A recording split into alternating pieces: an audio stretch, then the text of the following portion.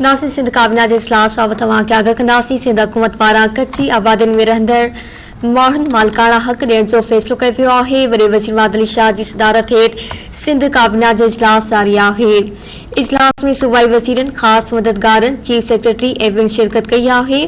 इजलास दौरान लाड़काणे जे क़रीब मकान हाउसिंग कॉलोनी जे रहवासियुनि खे मालिकाणा हक़ ॾियण जी मंज़ूरी ॾिनी वई आहे।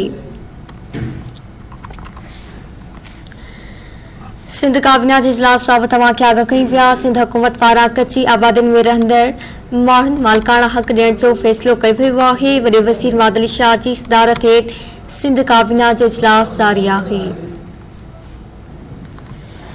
इजलास में सूबाई वज़ीरनि, ख़ासि मददगारनि, चीफ सेक्रेटरी ऐं ॿियनि शिरकत कई आहे। इजलास में लाड़काणे जे क़रीब मकान हाउसिंग कॉलोनी जे रहवासियुनि खे मालिकाणा हक़ ॾियण जी मंज़ूरी ॾिनी वई आहे।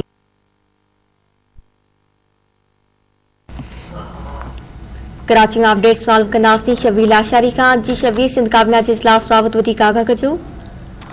जी बिल्कुल, वॾे जी सदारत हेठि सिंध काबीना जे इजलास दौरान सिंध काबीना लाड़काणे जी गरीब मकान हाउसिंग कॉलोनी जे रहायशनि खे मालिकाणा हक़ ॾियण जी मंज़ूरी ॾेई छॾी आहे। ॼाणायल कॉलोनी शहीद ज़ुल्फ़िकार अली भुट्टो 1976 में क़ाइमु कई हुई। कॉलोनी जे रहवासियुनि खे मालिकाणा हक़ मुफ़्त में ॾियण जी मंज़ूरी ॾिनी वई।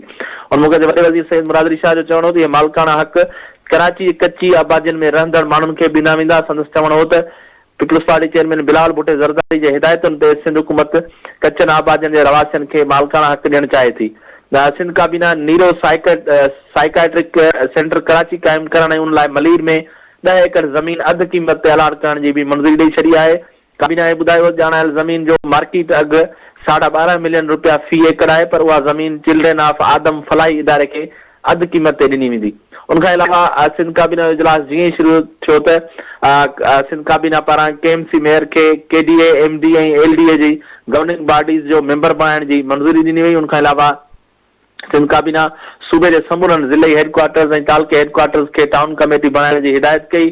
जॾहिं त सिंध काबीना सूबाई फाइनेंस कमीशन ठाहिण जी बि मंज़ूरी ॾिनी ऐं कमीशन लाइ क़ाइमु कयल कमेटीज़ में मेयर, टाउन ऐं यूसीज़ जा नुमाइंदा शामिल कया वेंदा। सिंध काबीना मकानी कानून में कयल समूरनि तरमीमनि जी मंज़ूरी खां पोइ मसौदो तयारु करे असेंबली में पास करण जी हिदायत कई। उनखां अलावा सिंध काबीना हर ज़िले में सिंध यूनिवर्सिटी कैंपस क़ाइमु करण ऐं कराची मेट्रोपॉलिटन यूनिवर्सिटी क़ाइमु करण जी बि मंज़ूरी ॾिनी। जी महिरबानी शबीर आशारी तफ़सील ॾियण जे लाइ।